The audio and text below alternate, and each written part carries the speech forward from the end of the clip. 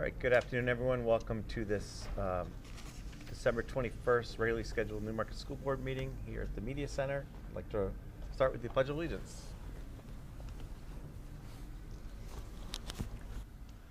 Allegiance to the flag of the United States of America, to the republic for which it stands, one nation, under God, indivisible, with liberty and justice for all.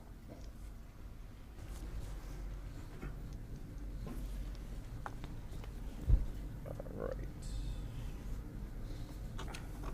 Heading right to our agenda, are there any board comments or committee updates for this evening? One? Go ahead. I guess one of each. First of all, thank you to Channel 8 for this interesting new technology we're trying this evening. So if you're watching at home, we hope the sound quality is much clearer than normal. And if it's not, then well, we gave it a Call shot. Channel 8. Yeah, call Channel 8. We knew there was time. Also, the budget committee has met a couple of times going through both the school district and the town's budget proposals. So the hearing for both the town and the school district is scheduled for, let me make sure I don't get this wrong. The public hearing is January the 8th. That'll be at 6:30 p.m. at Town Hall for anyone who wants to attend. And then it is scheduled that on January 22nd, the budget committee will vote on both the town and the school budgets. All right, thank you very much. Head right into reports. First up, our student rep report from Sean Vincent. All right. So a lot of clubs are slowing down, obviously, before the break, so I don't have a whole lot. I'll start with sports. So the girls' basketball team beat Epping the other day. They won 34-21. That was their 5th win in a row, and they are now 5-1, and their next game will be after break on January 5th against PCA. The boys' team lost a close one to Epping, 57-53. They are 2-3, and their next game will also be on the 5th against PCA. The boys' hockey team, I don't know a lot about the hockey team, but from what I've heard is that they're working well together, and their next game will be on the 27th. And the indoor track team had their first meet at Phillips Exeter Academy. Allison Burke and Elise McKenna both won their races, and their next meet will be on the 30th at UNH. For the clubs, what do I have for the clubs? Model UN is holding a mock conference with UNH students sometime in January. Net Zero is starting a seed project to grow vegetables, and Interact Club made birdseed ornaments for the craft fair. And then the last thing not the last thing I have, actually. Project Search went to a conference to learn about AI yesterday. The power went out. From so AI. the conference the conference was in the dark. So that's interesting. And lastly, the chorus had their concert on the 13th, and the band had theirs on the 14th. From what I heard, it went very well. So that's all I have. Do you happen to know where the Net Zero is going to be planting the vegetables? Are they doing it in the winter inside, or is it? I have no idea. No idea. Okay. I'll go figure that out. I'll figure that out. I was just curious. Seedlings. Yeah, I wonder if they're just starting early for spring. It seems pretty early, but who knows? Cool. All right. Thank you very much. Next up, superintendent report. Thank you, Gary. Actually, when you said the power went out on the AI, I thought you were going to tell me that somebody had to mime the whole thing. No? Well, you couldn't see them if it was mine. Okay, it keeps coming. If it was the mime and the power went out, they probably would have canceled it. You couldn't even do anything. If a mime does something and you can't see it, do they really mime? I don't know. There you go. I could be the best mime if it was pitch quiet. Okay. All right, so I have a handful of things that I wanted to mention. First off, I just wanted to compliment our music department on some really, really good holiday concerts last week. If you didn't get a chance to check it out, our new band director, Tony Foy, and our choral director, Brett Branscombe, they did consecutive nights, concerts. I heard from multiple community members just how much growth in the program that's happened over the last year, and very impressed by that. So I just want to shout out to those two fine educators for the great work they did with the music program. As long as we're on the subject of shout outs to our staff, kind of tapping into the athletics theme. If you haven't heard, our girls basketball coach Megan Averill just won her 100th game. So that's a pretty big deal. I didn't think she was old enough to have coached long enough to win 100 games, but it was won her 100th game, and actually at the next home game they're going to be doing something to recognize her, so it's pretty cool. Moving from there, I did want to take a minute to, obviously Monday was an interesting day in the world with the weather being the way it was. I just do want to take a moment to thank the Newmarket PD, Chief Jordan, and Rick Molaski from the DPW for the work they did to coordinate with the school district and frankly keep us informed of what was going on, so we were able to have a relatively normal school day. Power flickered on and off here and there. There were a couple of moments where we thought, is this where it's going to go? So anyway, I just wanted to acknowledge that it was a challenging day, but through the efforts of everybody and also our facilities department, there were a couple of leaks here and there that needed to be attended to, and so we were able to have a very successful school day in spite of some really extreme weather. So thank you everybody who made that happen. I want to use this as an opportunity, just food for thought. One of the things that neither of our schools has is generator capacity or backup energy, so just something to think about. Maybe it's something to talk about at the capital improvement. I knew that was coming. I just, as a mention, I did bring it up with Steve Fournier, and certainly the town recognizes it would be great to have at least one site where you have backup generator capacity in the event of emergency. So it's certainly something worth talking about. Maybe it's one of those things we can partner with the town on, but it certainly wouldn't be a bad idea at some point to at least get one of our buildings with that capacity. It may be both. And Dave Riley, being the meticulous person that he is, has already sought out and gotten bids, quotes on what that might cost. So it's pricey, but it might be worth consideration. So I just put that out there for us to think about.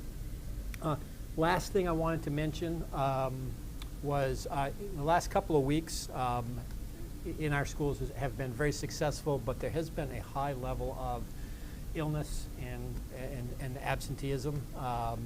I track the numbers, and we've been hovering in the 85 to 90% attendance rate, which it's a good high percentage, but we're talking 10, 12, 15%. So there are a lot of people out with respiratory things and flu and all of those kind of things. So the vacation next week couldn't come at a better time to kind of cleanse things out.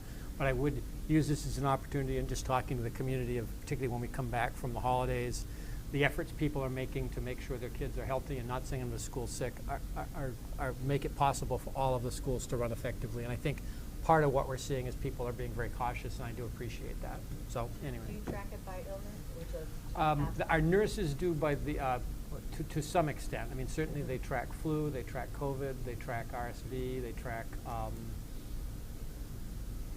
flu, COVID, and RSV. Yes, those are the three biggies. Currently, that's all we have right now. Yeah. Currently.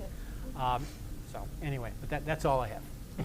Out of curiosity, and I won't hold you to this, but is 2 generators equal to 1 athletic field? Is that kind of the numbers we're looking at? I'm gonna ballpark, but I can give you the numbers.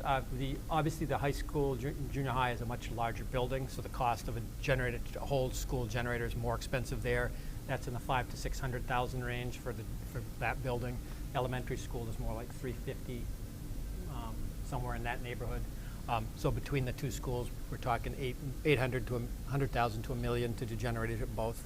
do we know how many days we've lost due to power outage? Because that'd be good to know. Is it worth if it's 2 days a year, 1 day a year? 'Cause I don't really remember. We are not. All I can speak to is my time, and we have not had any days lost to power. Well, actually, I guess Because I remember we've had days that we would have called off because of snow that there also happened to be no power. So I don't know that it's a clear indicator. 2 days we had like windstorms. It was like in the last couple of years. Yeah. I guess from my perspective, and just in conversation with the town, having generator capacity is also about emergency preparedness for the community. So it wouldn't necessarily just be a school thing, and that's why I think it might be a conversation with the town as to whether they would be interested in partnering with us to at least have one school that had that. So if we needed to open a shelter or something in the town, it would be doable. Does the community have an emergency shelter with generator capacity? I would doubt it. To my I can't think of knowledge, any there is not place that one. would be. No. This is totally going out of my lane, probably better jam, but I wonder if because of that, if there's a grant we could get from Homeland Security or something like that, that help offset that. It just seems like security, like, just with weather in Right. general. Well, about, I'm trying to remember exactly when, but probably 5 to 10 years ago, the emergency management preparedness, they kind of reorganized, because it used to be like almost every town had a emergency shelter, and they regionalized it. So like Spalding High School is one, because what they found was it's not necessarily as cost effective to have all of them open, and just having people go to a regional shelter where you might have more people was better. And also when the Red Cross or organizations like that are trying to staff them, it's easier to have one centralized location.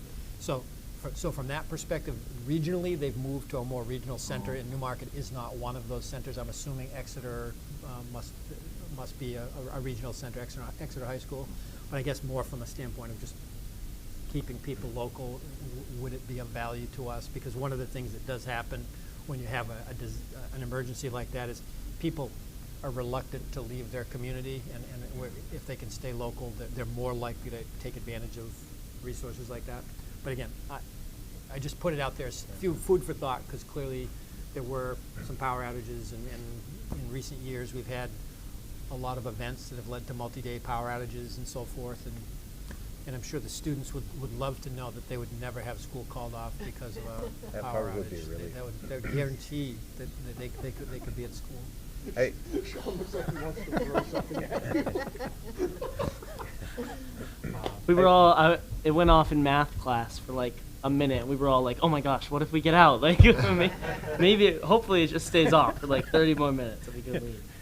Well, and I think your point about emergency preparedness ties in well with the, can I put it diplomatically, the increasing variability in weather from whatever source, is something we do need to start thinking more about. Yep. And there's all different types of scenarios we really should be considering going forward. So. But I would suggest it be a conversation with the town. Oh, yeah, Because I don't think it's 100%, yeah. definitely not a school district responsibility, Yeah. but certainly wouldn't hurt us to have at least one building that had it. I mean, even cooling centers in the summer, I know this summer I usually work outside quite a bit, and this year it was just too hot. Yep. Anyways, moving along. Thank you very much. Yep. With no presentations, head right into discussion items. First up, Jana, come talk to us about the draft warrant. Hi, good evening. So this is the a updated version of what you had in your last packet. The only updates that have been populated here are we corrected the actual dates and times of the first session, which we were unknown last time, and we confirmed the second section dates. So you'll notice on the last version, those areas were highlighted. They're no longer highlighted because we have the real dates in there. Other than that, the warrant remains the same as what was presented to the board. The first operating article is the vote for the district elected officials. The second one is the operating budget and the default budget, the proposed operating budget and the default budget. The third one, fourth one, and fifth one are articles for the board to consider. They're a recommendation based on conversations that we've had with you, based on our knowledge of the capital plan that we brought in play. So Article 3 as proposed, and again, this is just a proposed article. The board has the ultimate discretion as to what to put in here, but we propose to raise and appropriate $200,000 to be added to the School Improvement Capital Reserve Fund previously established. So that ties in with the capital plan work that we've done earlier this year. That would be we are proposing $200,000 not raised from end of year fund balance, but raised on its own in the event that we didn't have funding left at the end of a year to fund our capital plan, we would be automatically a year behind that funding mechanism. So that's why that one is funded the way that it is. Doesn't mean it has to stay that way. The board can change that and choose to take that from fund balance should you wish. Article 4 is a proposal to raise and appropriate $50,000 to be added to the Special Education Trust Fund previously established. That's to meet unanticipated special education expenses. And that one would be something that we would only fund if we had money left at the end of the year in the unexpended fund balance, as written. Article 5 would raise and appropriate $50,000 to be added to the Insurance and Benefits Expendable Trust, which, if you recall, we established that last year to cover fluctuations in health insurance premiums, because we've had some pretty dramatic swings this year. We were pretty stable, but districts around us, some of them saw increases as much as 15 to 20% on their health premiums. So obviously, last year we had budgeted at, we had like a 2.9% difference between what we budgeted and what came in, and that amounted to $50,000. So if you have a 5% swing, obviously that's more, and right now our balance in this trust is only $50,000. So we figured by adding another amount to that, that would help us weather some of those fluctuations. But in addition to that, we're going into a collective bargaining year with our NTA, and part of what was agreed in the last session was that we would be looking at our benefits. So as you know, as you look further down the agenda, we have a volunteer on our benefits evaluation committee. So not knowing what's going to come out of those negotiations, this fund could help us weather some of those differentials as well. And the last Article 6 is just basically to transact any business that comes before the deliberative session. There's no money tied to that article. So the issues that the highlighted items that you see in front of you on the warrant, those are the things that are discretionary for the board. Those are the amounts. You also the funding mechanism, whether you wish to say we're going to fund it from unexpended fund balance or whether you're going to raise and appropriate it. Both ultimately have an impact on tax rate. If you raise and appropriate it, you're appropriating more money on the front end. And if you take it from fund balance, you're returning less money on the back. So it's just a different way of looking at it, but they both do impact, the ultimate tax rate. So just so everyone's aware, the board is being asked to vote on this tonight, so certainly any discussion items we can have now or you can have prior to voting. But just kind of bear that in mind as we go through this. Jen, did you want to go, I know there's questions about the special education fund and how much was in there. Did you want to go over that? I think I'll Todd? let Todd take that because he's had the conversations with Erica Thank about you. that. I appreciate that. So yeah, at our last meeting, we did have some conversation about the Special Education Trust Fund. So we pulled together some information on that. Most importantly, I think it's important. All of these questions are discretionary that that you as a board can approve or not approve. So I just start out by saying, we recommend putting the money in, but completely understand if that's a decision the board doesn't feel comfortable supporting at this time. So basically what we were able to put together for you, the Special Ed Fund has existed since 2004. It currently has about $300,000 sitting in it. Over the last 5 years, the memo I gave you kind of gives you what we have actually expended. And it does range between a low of $496,000 in 2021, up to a high of $653,000 in 2020. What I tried to do in discussions with Erica McNeil was giving you an average for the cost is not really that useful because it really depends on the nature of the placement. And so I asked Erica to kind of go through our placements and kind of give me an approximation of like what would an inexpensive placement look like, what would a moderate placement look like, and what would a high-end placement look like. And so low-end placements are typically in that $50,000 to $80,000 range. That would be considered an inexpensive out-of-district placement. Moderate placements hover in the $100,000 to $150,000 range. And what we would consider the high-end ones that might involve a residential placement or something like that, they tend to be in the $250,000 to $300,000 range. And so when we were trying to, because the question that was asked last meeting was, what's the goal? What are we trying to get to as a point of funding in that trust fund? And so 400 to 450,000 is where we landed, and the logic in that is it would protect us so that if any given year we had a low, middle, and a high placement that we didn't plan for, the money would be there to cover us for that. So 450 is a little low, isn't it? If you go to the high end for all three. yeah, if you go to the high end for all three, you probably need to be in that half million 520, right? range. Yeah. I guess what I'd like to say is, I mean, it is one of those things that is, it's risk tolerance. I mean, one of the things to keep in mind is, as we have budgeted more tightly, our fund balances are going to be smaller because we're intentionally trying to make sure we're budgeting for our needs.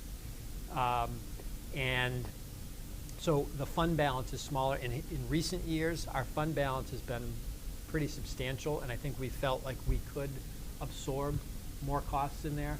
As we budget more tightly, we anticipate that being less and less of a resource. And so having the funds is very helpful. That being said, we haven't tapped this fund certainly in the last 4 or 5 years, we haven't tapped it. But again, we haven't been budgeting the way we are currently doing.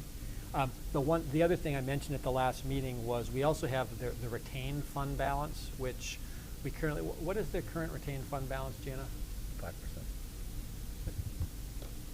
5%. In this year, we retained 3.5%, and it's about $688,000 that's retained. Yeah. So we did. So Jana did some research. You want to just describe what is involved in using the retained fund balance if we were to choose to do it?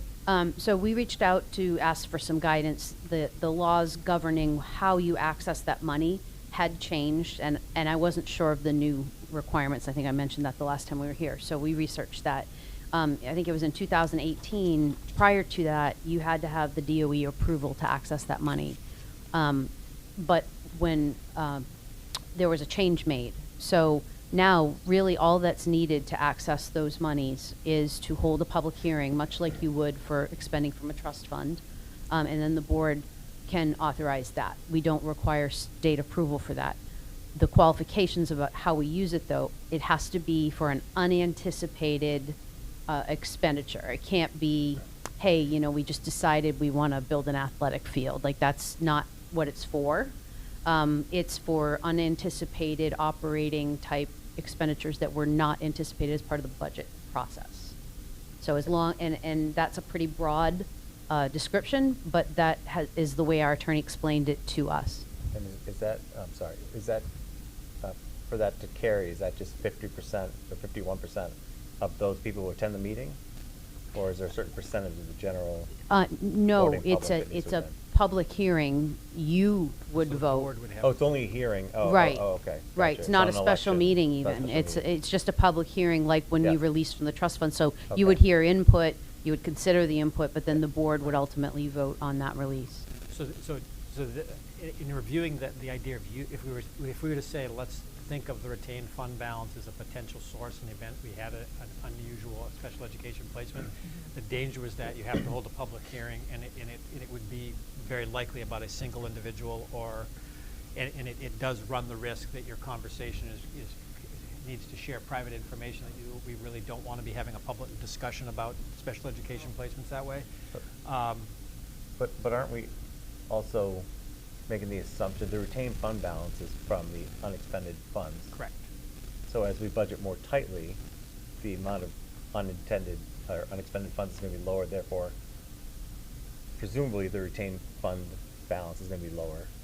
No, that's voted annually every year. If we have it available, we would hold it. So I think what you're trying to say is if we didn't have the 688,000 available from retained fund balance, it would go back. But remember, each year you add it into your budget, right? So at the end of the year, you already have 688, well, not into your budget, you already have carried forward 688,000. So at the end of the year, you have that 688,000. The differential when you might need to tap unexpended fund balance would be if you're trying to raise it from 3.5% to 4%. because you already have access to that money, which is beyond your budgetary constraint. It's not, does that make sense? But the 600,000 for round numbers is based on how much was left the previous year. No, it's the accumulation of what you've put aside. So for many, many years, you guys had set aside 2.5%. The first year you did that, Oh, it was it's a rolling amount? you have to vote it each year, but yes, you voted the first year you did it. It was a big deal because you had to have 2.5% from unexpended fund balance. But now that you have it, it's retained. So at the close of the next year, you have that 688. That 688 would go back, and then you would retain another 3.5%. I thought that was returned with the tax base, and then every year we retain. It is, but if you think about it, you've already got 688,000 that's going to go back if you don't use it. So you're not taking that into account when you're budgeting? No, it's not part of the budget. It's outside of our budget. I see. Okay. So where you're talking about where After it would 4 be years, I challenging finally is learned if I said to you next year, I think you should go from 3.5 to 5. Well, that's a big jump that year because now you've got to come up with another 1.5% of the from your unexpended fund balance. But once you're at a level, maintaining that level, it doesn't go up by that much. I think the difference between like 2.5% one year to the next amounted to something like $60,000 to keep that level because it's based on net assessed value. So it's a risk conversation. This Yes, is what it we're is. having. Right? Exactly. It's like it's a risk tolerance and what tools do we have for risk mitigation strategies, right? Right. We have several specific tool to special education, which is this trust fund. The general tool, which is retained fund balance that you can access. I think the question then becomes, like for me, how much do we want to retain in this specific tool, knowing that we have a general tool, a certain exposure, and leaning on the data of the last 5+ years of, because we budget for this too. We budget our special education. This is just the buffer, not like how much we're budgeting. So we're not saying, hey, we're going to leave kids out in the lurch. What we're saying is like we can afford right now, we have 300,000 buffer. That then, if like that gets blown, we have a real like something crazy happens. There is the option to retain fund balance. Because when I look at the article after this, where we only have $50,000 in a specific risk mitigation strategy, I am like this year more like we've got $100,000 we're taking out of, what is it coming from, this specific term? The 50K for the Article 5 and Article 6. Unexpended That would money. be from the unexpended fund Thank you. balance. I just want to use the exact terminology. That coming like, is this a year where we'd want to say, hey, how about 100K go into the one that's only got 50K in it, and then if we ever have a very specific, I'm not saying like don't spend it, we're not even spending it, it's already raised.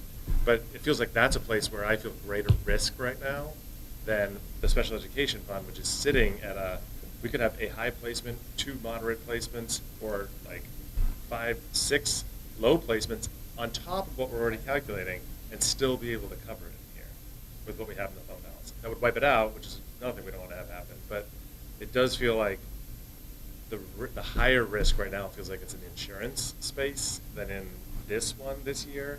And then if I know it's only 50,000, but it does feel like for a 50,000K trust fund, an extra 100 feels like a more sizable chunk. Well, and I think we also need to be aware of potential if we do expend the 300,000 or do expend the 50,000, Yeah. or more, and we only have 100,000 in there. Then the following year we're either going to have to save a lot more to recoup that. Totally agree.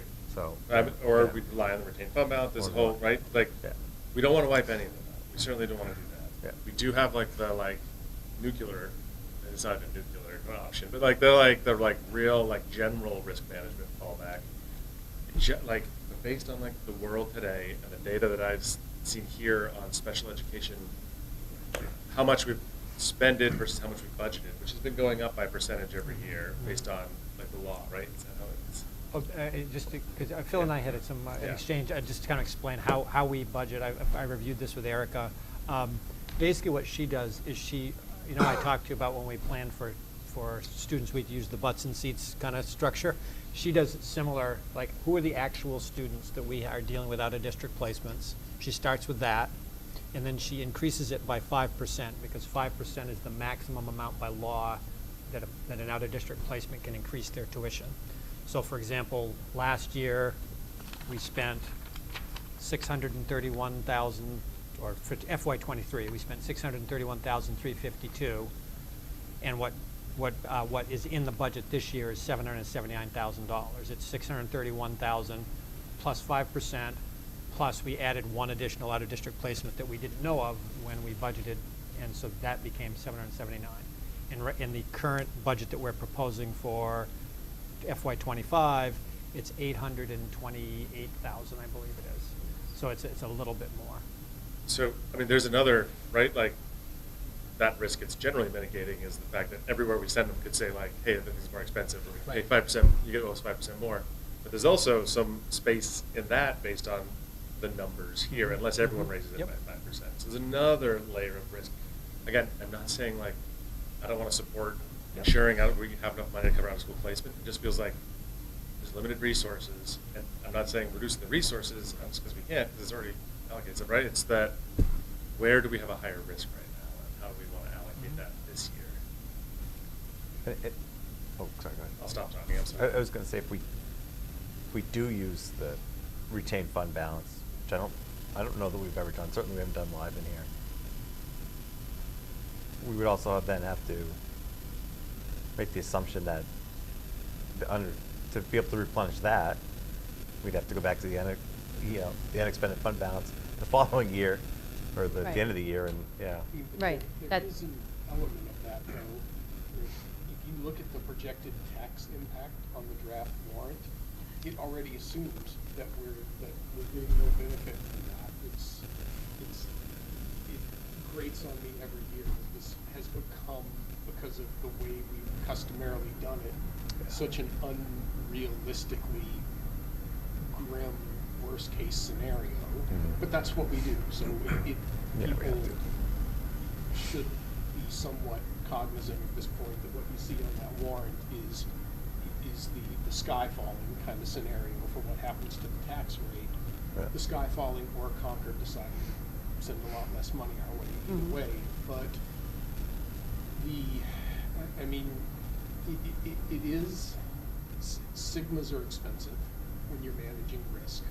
1 or 2 sigmas, anybody should probably be thinking that. I just feel us edging out towards closer to 3, and I'm not sure, as Phil was saying, I'm not sure that's the right way to direct the resources. I'm sorry. No, I was just standing here. Sorry. So in like in the, like I think, like part of me thinks like symbolically that that the board needs to show that they are being like, fiscally responsible and aware of how much tax did increase, unfortunately, in the past year. The other part of me though thinking is too is, okay, if we have one student that shows up and we have to exhaust that trust fund in 1 year, and then the following year that person is still in the district.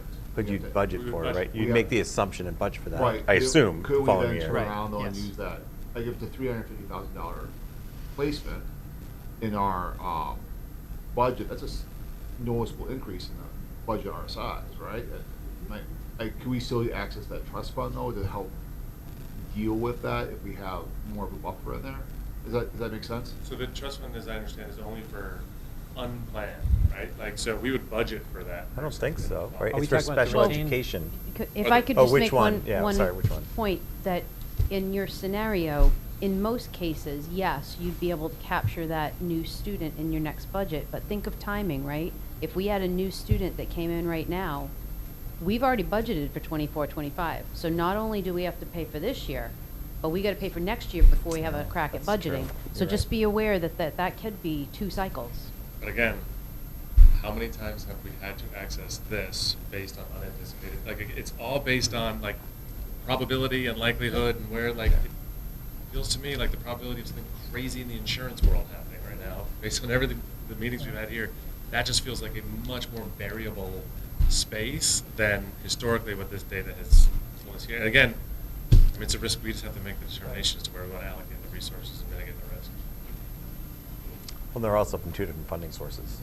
Well, ultimately, they're all from the taxpayer, but, yeah. But both of them are, neither of them are raised and appropriated, right? This is all from Year-end fund. year-end fund balance. The only one that's raised and appropriated This- is the capital improvement one. Yeah. No, the first one's not. It's Article five. 3. Yeah, I'm talking about. Oh, 4 and 5. 5 and 4 and 6. 5. Yeah, yeah. Choose one.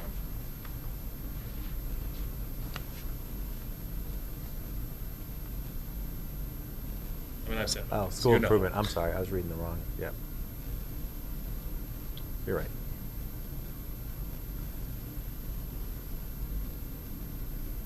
Can we go back to my scenario? If, so we're not able to use the trust fund to help deal with the cost of a student that we are aware of that may need to be an out-of-district placement? It would have to be, the trust funds are different. The Okay. trust fund's different than retained balance. Trust Okay. funds, you guys, the legislative body established this trust for unanticipated special education expenditures, which I would argue would be if you had a tuition increase, or even if you knew of the student and there was a differential between the cost of what you budgeted and what you needed to pay or due to a change. So the trust funds are something that we would hold a public hearing, you could allocate them, and provided that the funds are used for the specific purpose listed in the trust when it was created, which is unanticipated special ed costs, we could access that, pretty much within a month, right? The retained fund balance is a similar type mechanism. It would still have to be an unanticipated special education need, because arguably the only reason you would hit that area is if you didn't have it in your budget. So that would be for more of a move-in, a student that came that you weren't aware of, some incredible need that we came across in the special ed world, or it could be a facilities need, a roof caves in or something like that. That's what the other is.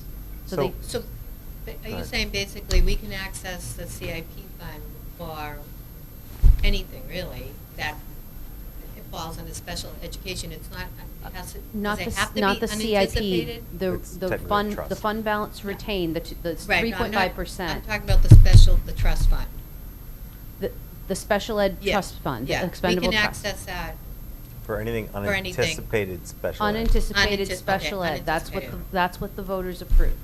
So if Unanticipated if it went up special- 6% instead of 5%, we could Right. say We could that say was that's unanticipated. unanticipated. But we don't have to right? have a special meeting, we just have to No. approve that. Right. But if it's from the Retained Retained fund balance, you fund need a balance, special we'd have to hearing. have a You have to have a hearing. hearing, but not a public Right. meeting. Well, you have to have a hearing public even to hearing. take it, even, Right. you have to have a public hearing either way. Okay. Here in this board, either way, you gotta have a public hearing. Right, okay. Public hearings are not like, it's not like another deliberative session, right? Right, No, Yeah, not- it's right. just You're like- right. I mean, we would have to notify the public, but it would be like tonight. Right, it Right, would We just said be like notify them sitting ahead of here. time. Right. Yeah, So- well, let me Sorry. put this in a different, reframe this in a different way. Right now, every dollar is important to taxpayers, there's no question.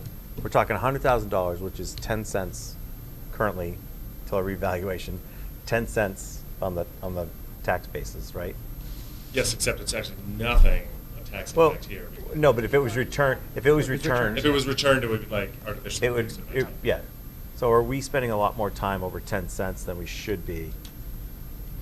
So I'm not like spending the time on the 10 cents. I'm spending the time on we're thinking about $100,000 as a risk mitigation strategy. Do we want to split it between two sources? Oh, One that is you're decently sourced. You're saying we could put all of it to That's the- what I'm saying. One that I'm saying, like, is it within our risk tolerance? Like, how many deltas, right? Like, with that versus the other one, which So that changes the question then. at is- 50K, I think is- could do almost no good right now for us. Yeah, but well, how much would 50K good do us? I guess is really the question, right? In insurance. Insurance.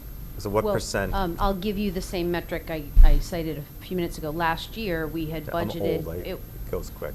Oh, no, I just am saying it answers it's kind of the same analogy. So last year, we had budgeted a certain percentage. It went up by 2.9%. I calculated the difference that impacted based on our insurance. Yep. It was about $50,000. So that was only. 50. I think you said 15 earlier. No, 50. 50. Okay. So, 2.5% increase swing was 50,000 at last year's rate, right? And I would agree with you, Bill.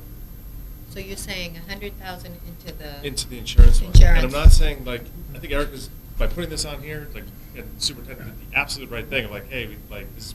It's just a like, risk. as the We're taking the fu- risk. I think our fiduciary responsibility, our probability. role here is Yeah. like, hey, how much risk do we want to take in certain Yeah, places? I would agree with you. That's Yes, just- nobody's feelings are hurt anyway. Yeah, I want You to make guys- sure that it's not like, I don't think No, people are. Not at all. I think Eric and I spent a lot of time talking about it, and I think we both agree, if you want to do it, great. If you don't, we will figure out what we need to do.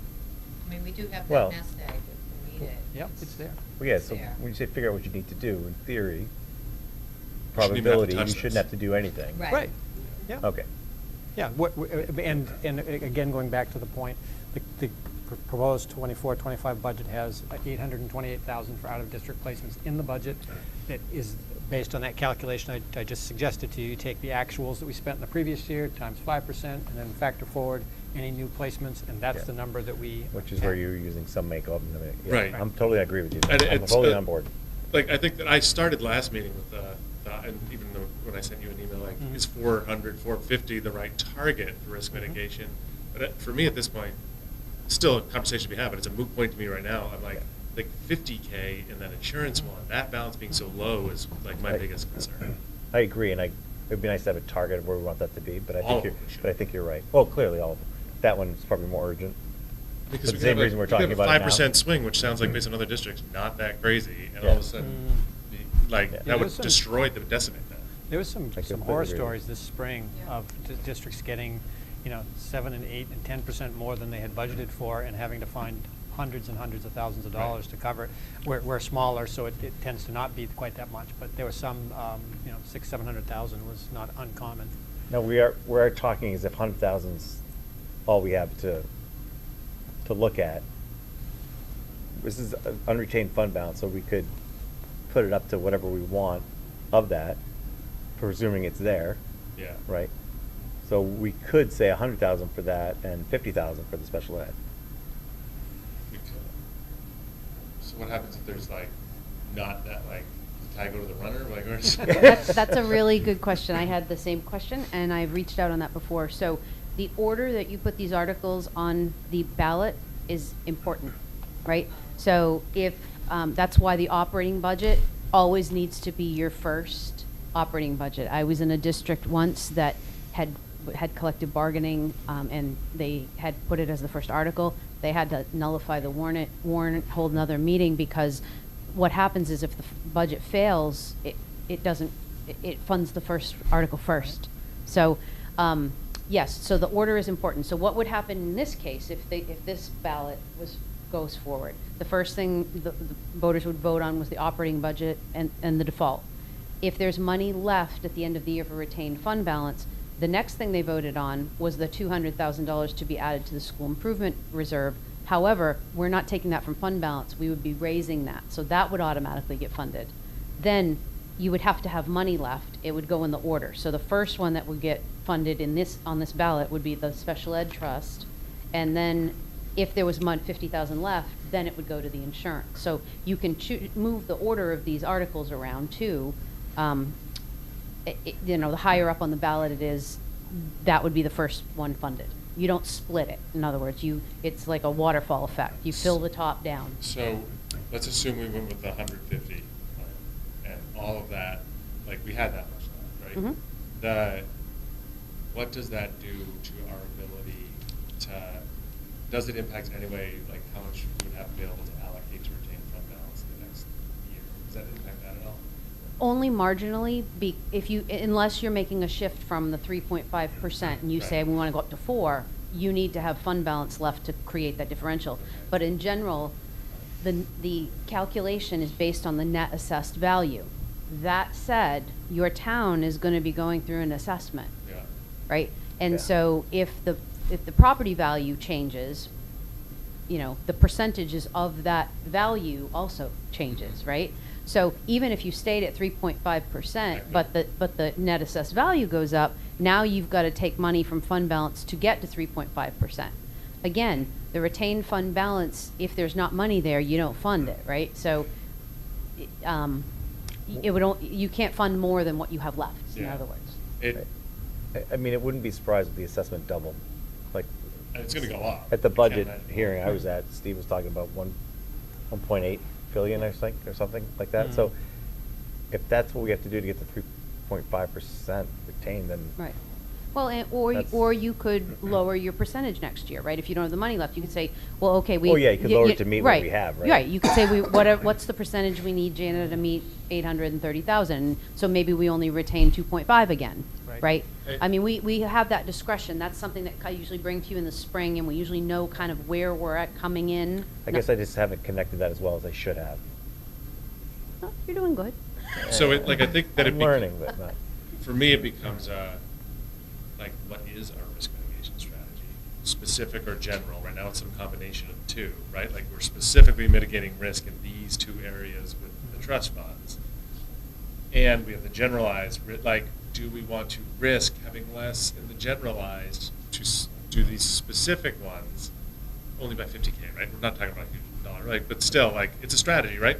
When we start doing that, we're operationalizing a strategy. We should have a strategy as like how we want to mitigate risk in the district. Just one other thing to keep in mind, what did we return to the taxpayers at the end of this past year? Like 700 and. I think it was 688, if I'm not mistaken. That's the retained fund balance, but what was given back to the taxpayers? Oh, I'm sorry. Yeah. It was 717 or something Okay. like that. So.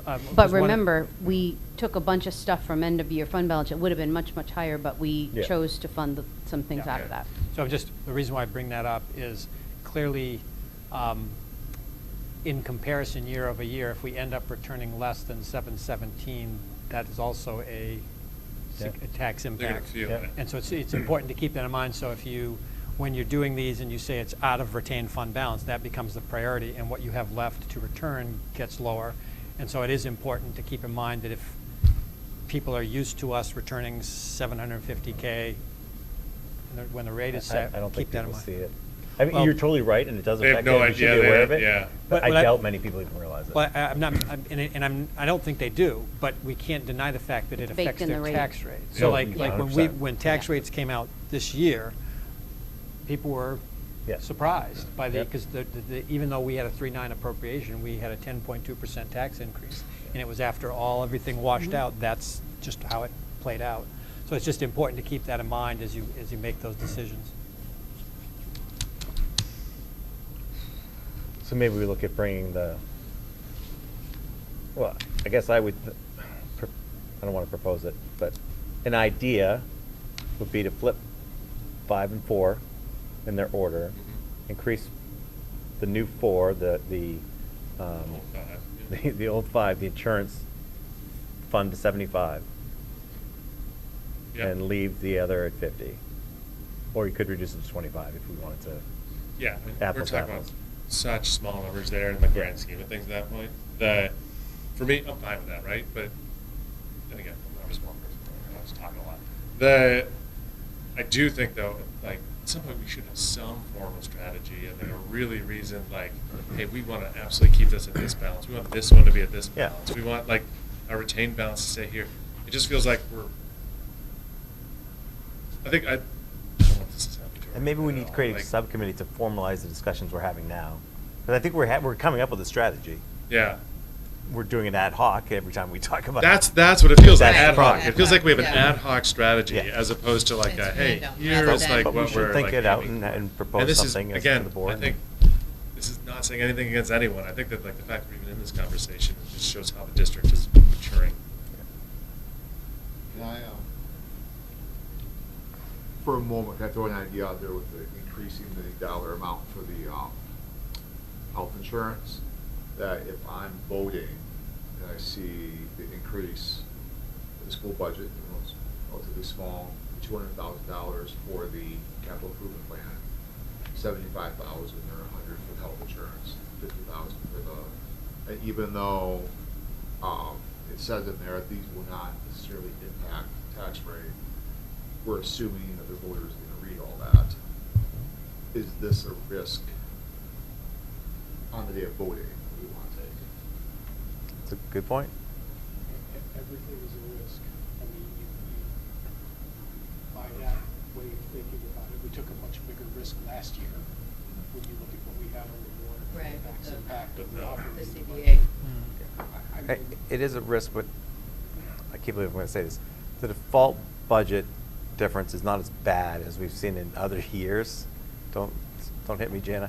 But it is a risk, always a risk. But I think this is one I'm willing to accept because of such a high potential of the insurance just going wonky. I think we have a job to educate the public.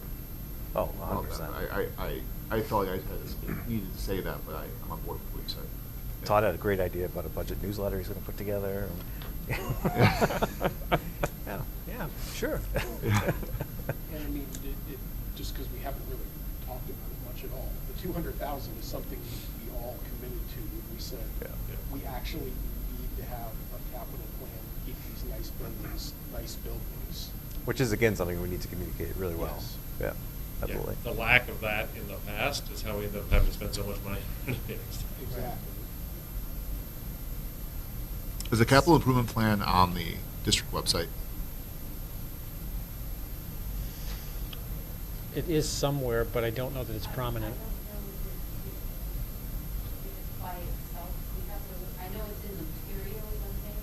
Could you have a link on the budget, this year's budget? Could you put a link? Yes. For the, Yeah, we definitely, On the we can budget? definitely Yep. put that up, and it should be up there. It's been presented to the budget Yeah. committee too, right? So. Yeah, Capital Improvement Committee as well as the Budget Committee Yeah. have seen it, yeah. And there's no reason we can't, let me word this carefully, we can't add links to the proposed warrant on our website. We can't do anything on the regular warrant, but we can certainly put information out there, say this is the proposed warrant, this is the capital fund, this is what we're doing and why. We had the deliberative session too, right? Like to really Yeah. make the case for it. Right. Yeah, January those 3rd. 10, 12 people, talk to them. Well, and the 14 will be watching at home. Well, that's true. Right, I feel We like. say that until you start getting emails. I know, Yeah, it's like, oh wait, there's more. Sorry, I should say that. So I feel like we're ready, it's been a long conversation, but I think it was Yeah. important. We're ready to kind of move forward. All right, thank you for your patience, Todd and Jana, walking us through this stuff. So We'd have to do a motion at the. well, I well- mean, now or when we get to voting on it, but by the General time we numbers. get to, before we get to voting on it, we probably ought to at least think about what it is we're gonna vote on. Oh, we can certainly make a motion to amend the warrant now. But we should feel like we should do it in action items, but we can. We can do it national. Can we just talk about it over so what numbers where are we settling at? I suppose moving 5 to 4 and 4 to 5. Yep. And then what numbers are we settling at? So I proposed 75 and 50, and no one seemed. No. Yeah. Dan will Todd, remember. you fine with that? Yeah, I'm writing it down. totally. So 75 on Article 5, which becomes the new Article 4. Right. 50 on Article 4, which becomes the new Article 5. Perfect. It's what we're doing. is increasing. People say budgeting's confusing. I am. So simple. 50%. All right. Moving along, tuition agreement follow-up, Todd? Yeah, I just, Add I to want, that again. I want to kind of just give you guys information a little at a time, because I know we've talked about this.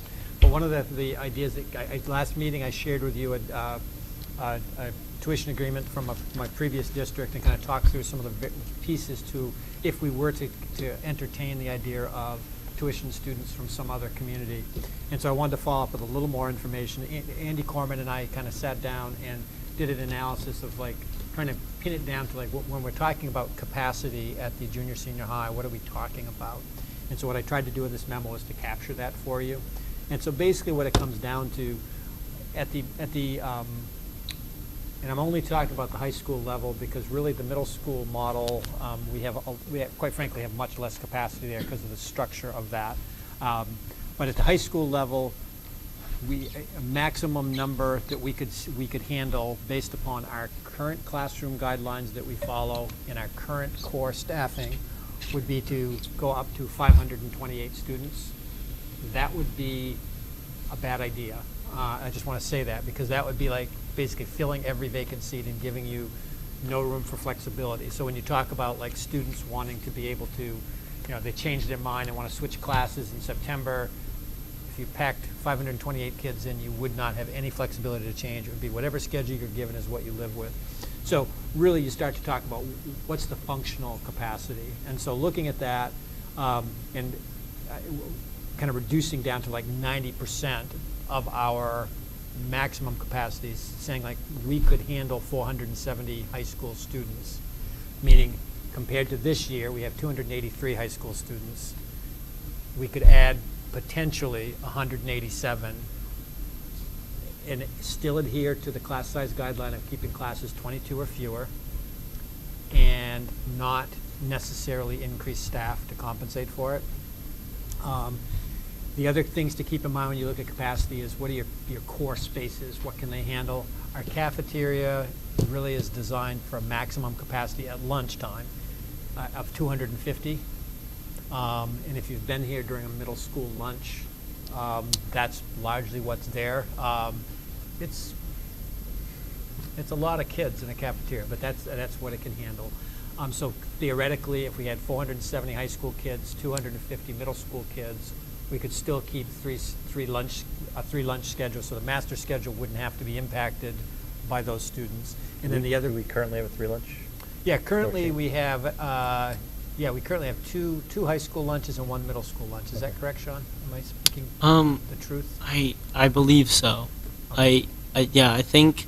He probably doesn't I know think the middle school. I don't know the middle school. I think high school's only 2, Yeah, I think it's but 2 high school lunches. not sure about the middle school. I don't know how they fit 3 grades. Yeah, they basically. They're small. Yeah. I guess so. It's a lively group. It's lively. Missed the spell. But so we basically have 3 lunches, and so we could conceivably continue with that pattern if we went up to 470 students. And then again, the other capacity I looked at was like one of the things in a school community, you want to be able to have school-wide assemblies and bring everybody together. And our gym has the capacity to have 700, so we could conceivably still have whole school events if we wanted to in the gym, if we went up as high as 470. Again, 470 that's a mathematical calculation. We didn't go into specific classes and what the specific needs are of specific classes, but we were trying to capture like what's a number we could reasonably think about. And so really what it boils down to is if we could find a partner that had 40 to 45 kids per grade level that was looking for a high school partner, that's the maximum size of a partner that we could entertain. 100% entertain. Yeah. Correct, 100% entertain. So anyway, just kind of put some structure around it. My recommendation, where if we were to find a partner, would be to not just say, oh great, we'll take 180 kids on day 1. You gradually roll it in. So like you bring in the freshmen and the sophomores and gradually build it up. If you can, if they can. If you can, exactly. Yeah. And that is one of those things. Usually what has happened, because this is actually becoming more of a common thing where high schools shop, where towns without high schools shop for high schools.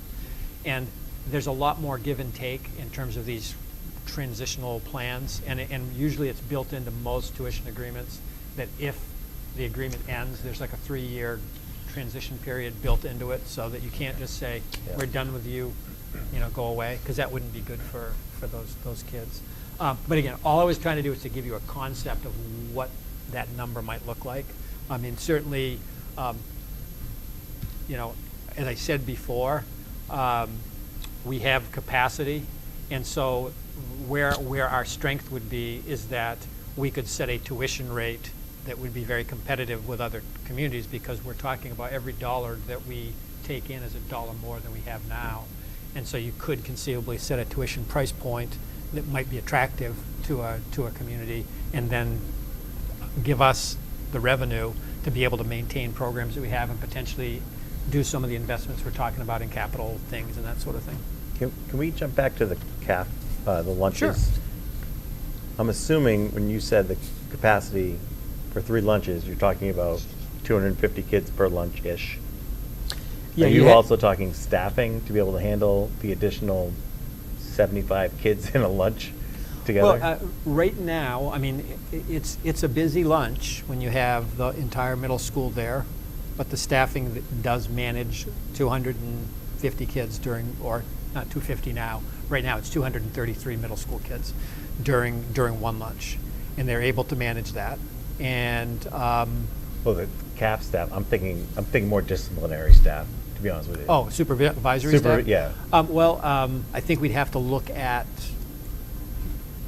Not that high schools are structures. any more unruly than middle schools. We might have to have some conversation about how we provide lunch duty coverage and so Okay. forth, certainly. But you're not concerned? But I think those are solvable problems that we can Okay. entertain. I guess I just wanted to give you a sense, a framework, Yep. because we've sort of joked about it, and Andy said, yeah, if 2 buses showed up here full of kids, we could take them in. I wanted to give you more of a sense of what the actual number might be. So by taking on 187 compared to this year, that basically keeps us to all the guidelines we already have, doesn't increase staff. In the core areas, it might cause us to say, gee, we need another language teacher or something like that. But in the core areas, there'd be no increased staff. I don't know, it just seems so reasonable to me. Because, like, we were not a hotel, but we were a hotel, I mean, 40% of our rooms empty. I mean, like, after a while, you're going to go out of business, right? Like, Right. It just feels like, especially given the overhead is kind of fixed with this, to at least research it. Because Yep. sometimes, like, I was just doing some very loose math on not even like 150 kids at a pretty reasonable rate, and like what that could mean for an investment Yeah. in the school year. Yeah. So do you, in order to proceed with this and to start soliciting potential suitors, yeah, I'm not really Oh, sure it's the like word terms dating are. or something. Yeah, Okay. right. To making people aware that we'd be interested in such a relationship. Do you want a more? I can't guess- really do. I don't know what else to say. It's the right word. It just Do you makes do you me- want? Would you want us to vote on it, or is No, this no, discussion actually, I fine guess- enough with you? And I is guess what I everybody would else like to. okay with where we're going? How about if I say this out loud and you guys can tell me, no, don't do that. My thought would be, is that I draft a letter that I can send out to various potential partners, and I can certainly give you a list of school communities that I know are school communities that do send their high school students to someplace other than their town, and just start putting it out there that we're entertaining this idea and see if we get anyone to bite on it over the next 6 months or so. I mean, I think it's important to keep in mind that this is not something that I'm not going to have a deal to bring to you in March and we'll have new students here in the fall. This is not that at all. This is going to take us probably, if we're committed to it, it's probably going to take us 3 or 4 years to get to a place where we have a partner that's long-term, because ideally what you want is stability. You'd like to find somebody who wants to be partnered with us and is going to be with us for a long time. And I think that's we're looking for a long-term relationship. I know. Thank you. Much like Thank you dating, you very don't want much. someone that's desperate. You don't want to be like, I'm desperate. I have some website. No, is there anyone on the board who thinks this is a horrible idea and we shouldn't do it? Because I want to make sure we're entertaining everybody's. No. Okay. Yeah, and there's no harm in No. putting Okay. it, the Yeah, feelers out see if there. there's somebody out there who Wow. would be interested, yeah. I think the only thing, small note of caution, and this is not a reason not to do this, but something that was just said that, we're looking for a long-term partner. Probably every district that brings in students from towns that have no high school right now, Dover, Exeter, Oyster River, probably feel like they have long-term partners right now. And Yeah. the only thing I would hate for us to do is go into this with the perception that we're creating something that may not be Mhm. quite as durable Mhm. as we think it is. Well, That's all. I think fair. the issue is we got to find out what the interest level is out there, and there are other ways to go about filling vacant seats as well. I mean, there are school districts that have engaged in bringing tuition students from outside of the United States. There's we could potentially look at students from Europe, and I mean that's not it's not out of the question. I'm just watching the look on face.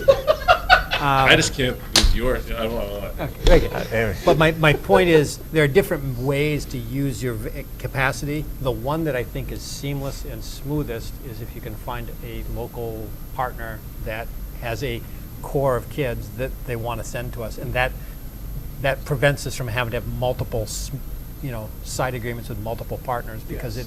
it becomes very challenging to navigate. And when you start talking about continuity of experience, ideally, it would be best to have a community that is working with us that has a vested interest in aligning curricula and doing all those things to make sure that it's successful. And that's when I used the term long-term partner. It wasn't necessarily with the idea of celebrating a wedding anniversary in 50 years or whatever, but it was with the idea of somebody that is engaged in it enough that it's not just, we'll send you 10 kids. Yeah. And that's a way to do it. That's fine, but it's not the same investment that you get. And I think you can build a much more of a culture by having a stable situation. So, Sean, I don't know how to ask this. Do you find the student body tends to be welcoming of people of more diverse backgrounds or different kids who move in? Because I'm trying to find an analogy that might work, or a measurement that might kind of work to seeing whether students would be acceptable to 100 kids from a different community all of a sudden starting at our school. I think it would be, I think the student body would accept but the only thing that I see different is just out of school kind of. I feel like we're such a small town, and I have such a good obviously I'm a senior, so I've known these kids for a while, but we have such a good connection just because we're all from Newmarket, and obviously other towns would so are we talking this is all from one town Preferably? I think it's if you're looking for an ideal situation, it would be finding one town that might be interested in It'd be coming like to Newmarket. Barrington or... I just wouldn't want there to be Newfield some or- divide Newmarket and then Yep. Barrington or something like Well, I think that. that's gonna take Yeah. time. Yeah, And it- they participate in sports with us. Yeah. So, I mean...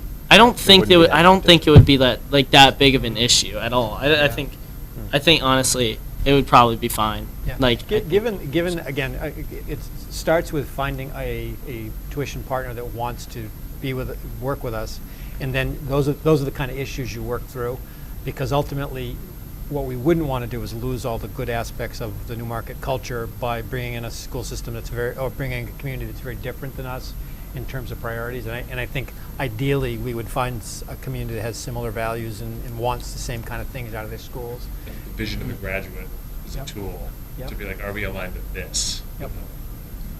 And with having experience with schools and knowing people that work in schools where there's a number of communities that go in there, I think the biggest thing that you have to keep in mind is when it comes to the board with policies and all that, is to make sure there aren't barriers to get into certain classes, because there have been circumstances where this community always sends kids to those honors classes, those AP classes, just because of the demographics or what have you.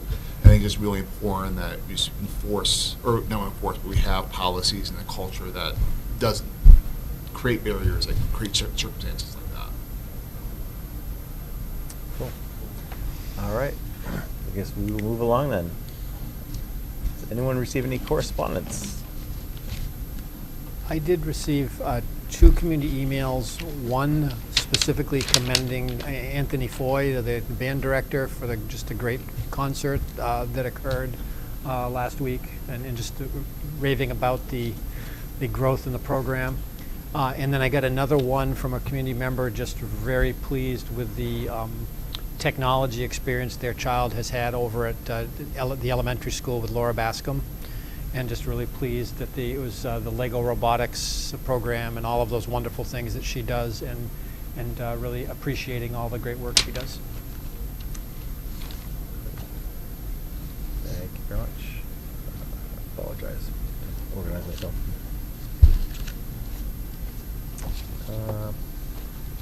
Moving right along, going to school board goals.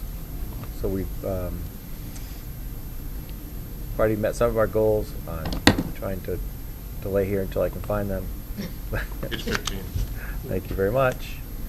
I think the biggest one that we have and most immediate need for right now is probably our policies regarding superintendent evaluation, which isn't directly spelled out here, but is part of our review of policies.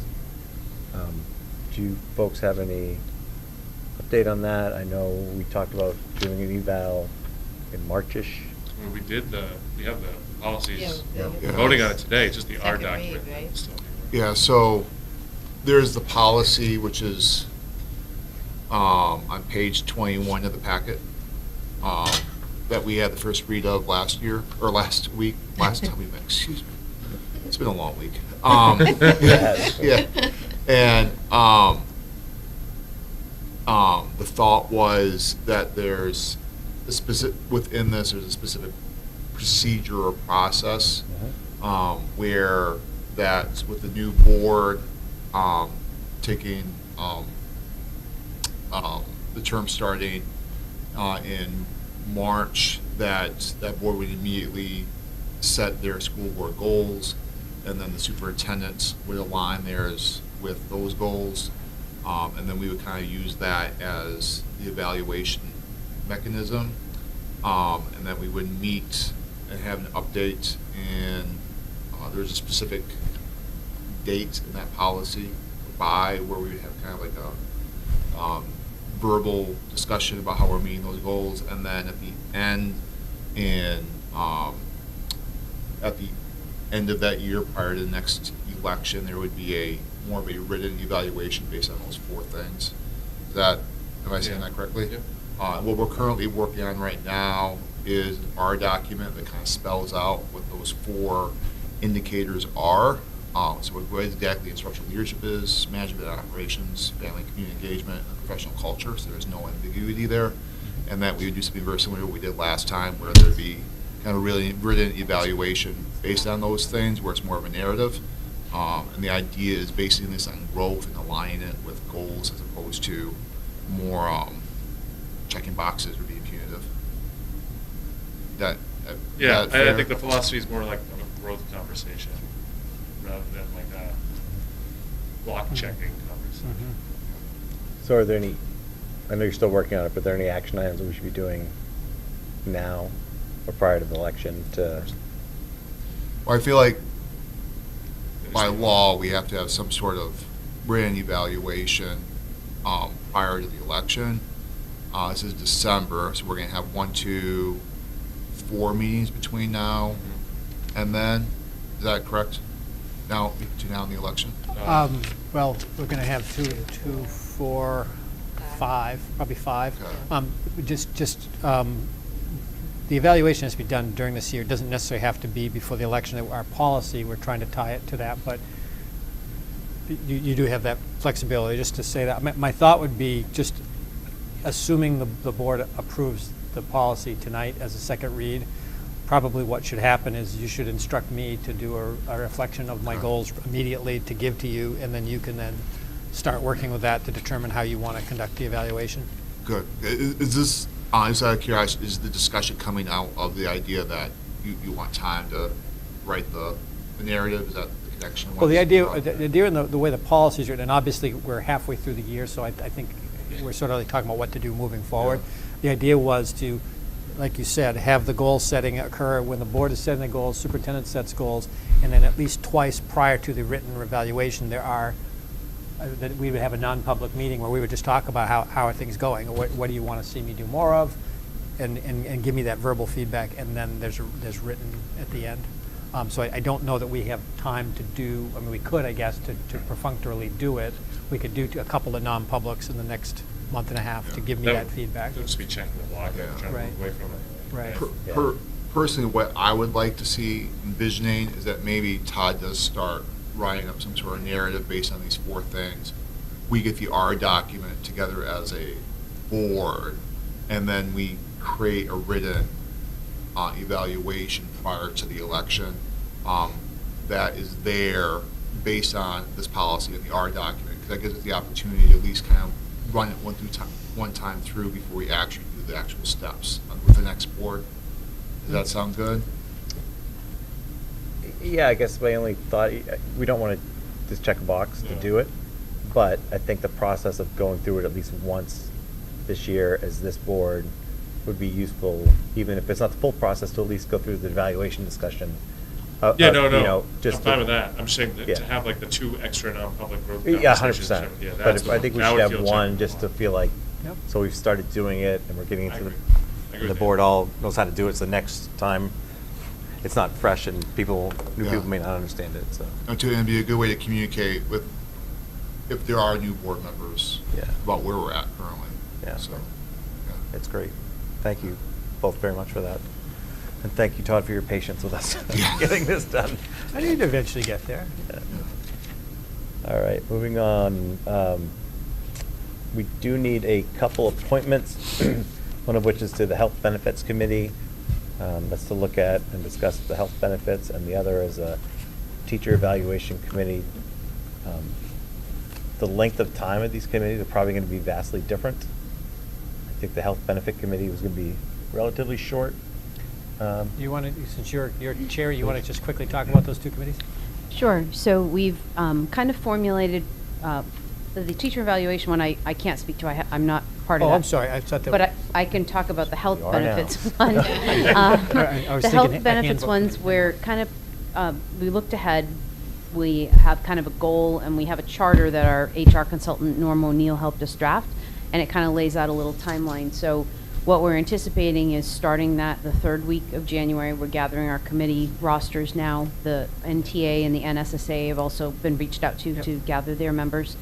And then we would start meeting every other week, once a week for about, every other week for 90 minutes during that week.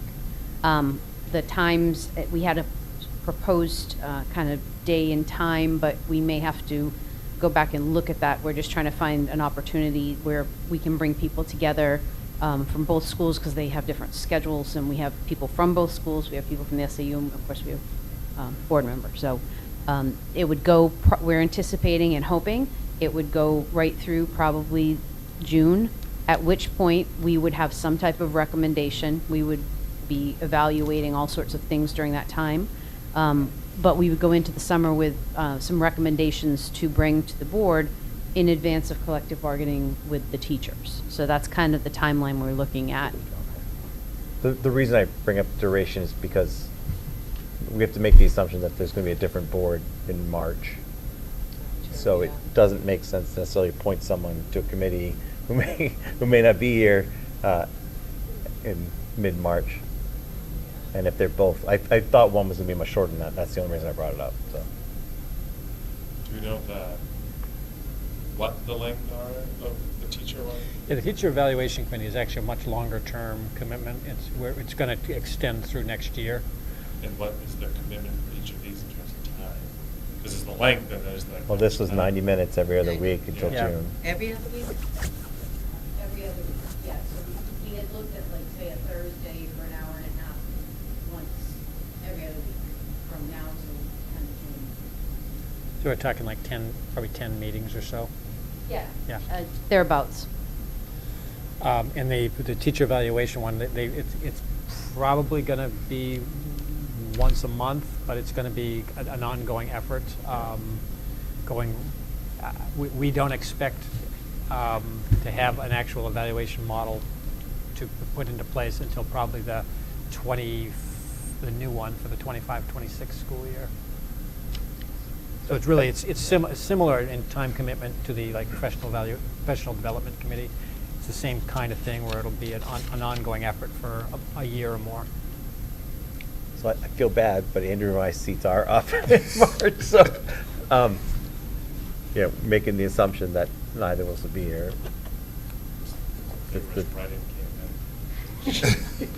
You still can't guarantee it, which is the problem, right? Because even if you could, so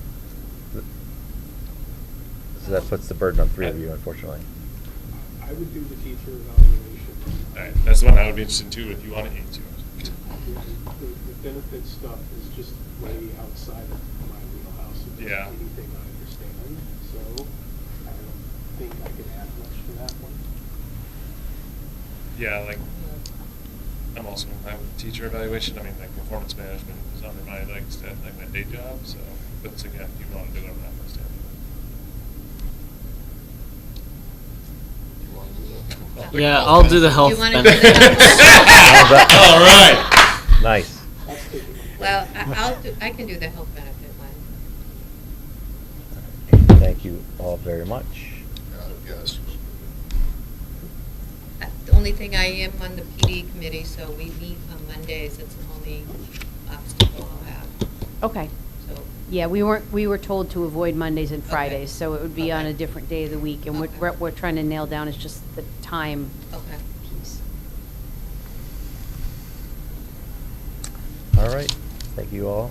Moving along, we do any donations Yeah. to acknowledge? Yeah, a couple to acknowledge. NCEP is at it again, making great donations to our community. $750 went to the Around the World program, and $1,000 went to a guest speaker, for a guest speaker presentation, Katie Preston. Amazing. Thank you all very much. Very generous. I will open the floor to public comment at 6:35. One day I'll stop doing this, and then close the floor at 6:35, seeing no one. Moving into action items, we have second read and approval of BEDG, which is the minutes revision. Most importantly, I guess, is the periodicity of which we review our minutes and the process and how we do it. The CBI, which is evaluation of superintendent, we just discussed. The CICM, which is the new policy of bring your own device to ensure we have continued wonderful ongoing security and network success. And lastly, the KCD, which is public gifts and donations revision. So I would seek a motion, I guess I'd seek a motion to approve all those minutes, all those policies. So moved. Second. Motion by Andrew Hamaker, second by Phil Mazzaro. Any discussion? All those in favor, please say aye. Aye. Aye. Next up, we have some revised minutes for the November 16th public and non-public sessions. Oh, go ahead. I'm sorry, no, we should probably make a motion first before I ask. Yeah, seek a motion to approve the public and non-public. So moved. Second. Motion from Dan, second from Amy. Any discussion? So on the action items for number 3 about the retirement incentive, it does not say anything about approving the retirement incentive for those that qualify. That is really truly more of a comment based on if I should be legally concerned that that's not in there, if someone questions it. If that is a silly concern, I'm perfectly okay accepting this as it is. No, I think a friendly amendment to add the word, I think we use the word eligible, I believe is the word we use. Yeah. So if everyone's okay with that? Yes. All right. So all in favor, please say aye. Aye. Okay, we have December 7th minutes. Seek a motion to accept the December 7th public minutes. So moved. By Dan. Second. Second by Andrew. Discussion. One thing on this one, under the first read of policy JICM, the last sentence, considering how rapidly the line between smartphones and tablets are beginning to blur, I think what I said is the district may wind up feeling that the policy, may wind up wishing that the policy was written differently. It's kind of. What page is that on? We're on page 6 of the minutes, which is page 43 of the packet. Thank you. So that's the last page of the minutes. Yeah. And that is. We have policies first read, item C. Last sentence. Oh, there it is. So second to last page, I apologize. Okay. Any other amendments to be added? All right. All those in favor of approving the minutes as amended, please say aye. Aye. Aye. Pass. We have a manifest floating around somewhere.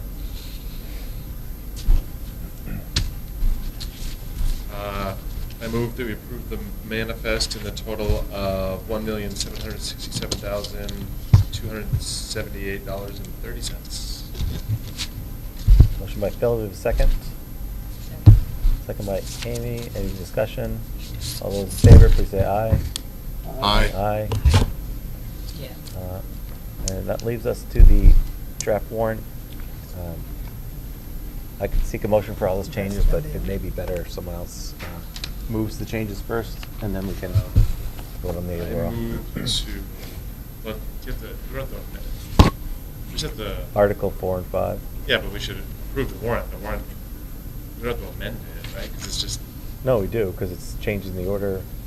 You need to approve the warrant with our. With With those the changes. amendments, right? So we like, could do it okay, all in one. I all in thought it one. made sense just to do it separately so that it's very clear. But I just don't think we have anything to amend, make a motion on amending. I mean, do we want to do the articles separately? That's or do we want true. to- Oh, we did the article separately last year.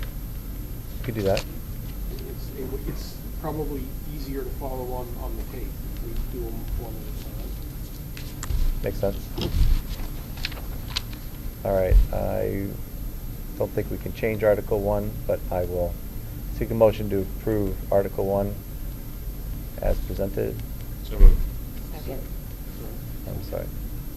Bill, second by Dan. Any discussion? All in favor, please say aye. Aye. Aye. Seek a motion to approve Article 2 as presented. So moved. Second. Motion by Amy, second by Dan. Discussion. All in favor, say aye. Aye. Aye. Seek a motion to approve Article 3 regarding the School Capital Improvement Reserve Fund. So moved. Second. Motion by Phil, second by Amy. Discussion. All those in favor, please say aye. Aye. So here's where it gets squirrely. Article 5 up. Yeah, I can just, yeah, I'll just do it. Seek a motion to approve Article 4, now being this, previously Article 5, that the district shall vote to raise and appropriate $75,000 to be added to the insurance and benefits expendable trust previously established for the purpose of unanticipated fund and employee benefits expenses, and further to authorize the use of this amount from June 30, fund balance available for transfer on July 1. So moved. Second. A motion by Phil, a second by Dan. Any discussion? All those in favor, please say aye. Aye. Aye. And brings us to Article 5, previously Article 4, shall the district vote to raise and appropriate $50,000 to be added to the special education trust fund previously established to meet the cost of unanticipated special education expenses, and further to authorize the use of this amount from June 30 fund balance available for transfer on July 1. Let's do that once. Second. Motion by Phil, second by Amy. Any discussion? All those in favor, please say aye. Aye. I think I have a fever. Seek a motion. Seek a motion to approve Article 6, transaction, any business that may be legally presented before the meeting, as presented. So moved. Second. Motion by Amy, second by Dan. All those, discussion, all those in favor, please say aye. Aye. Aye. All right, with that, we are done with the action items. We do have a non-public. I do want to apologize to everyone for the meeting taking so long. It's only because Todd said it probably would be a quick meeting. It's my fault. I'll take I'd full seek a blame. motion to go into non-public session pursuant to RSA 91.3A to C to discuss a student matter. So moved. Motion by Phil, second by Dan. By roll call vote, Gary Swanson, aye. All right, it's from memory. Dan Smith, Aye. Andrew Hamaker, Aye. Amy Tilton, Aye. and Phil Nazaro. Aye. With that, we are in non-public session at 6:43 PM. Oh, your mics. Yeah, that's the hot mic. That's how they got, what's his Yeah. name, for murder. Who? Isn't that guy, like, he went to the bathroom, there was like an interview or something, he's talking to himself. Oh, I It's didn't like a hear couple this. years ago, and it's just like, of course I did it, I killed them all. He's just mumbling to himself. Dan, I tried so hard to stop when you said, like, I think you're getting a long-term relationship. All I could think of, and I dated myself with the movie reference, was like, then you catch the early flight home from San